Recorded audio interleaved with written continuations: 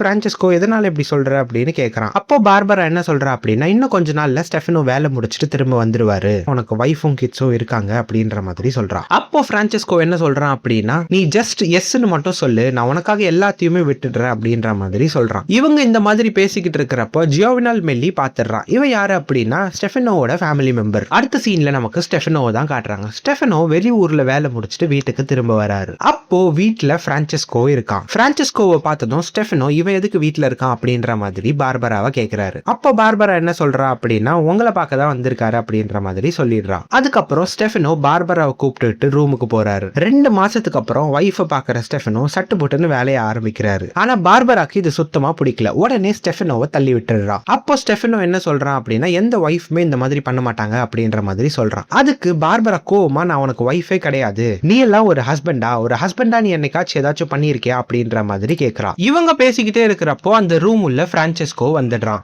நம்மளோட சேனலை யாராச்சும் சப்ஸ்கிரைப் பண்ணாம இருக்கீங்க அப்படின்னா கீழே இருக்கிற பெல் பட்டனை பிரஸ் பண்ணிக்கோங்க.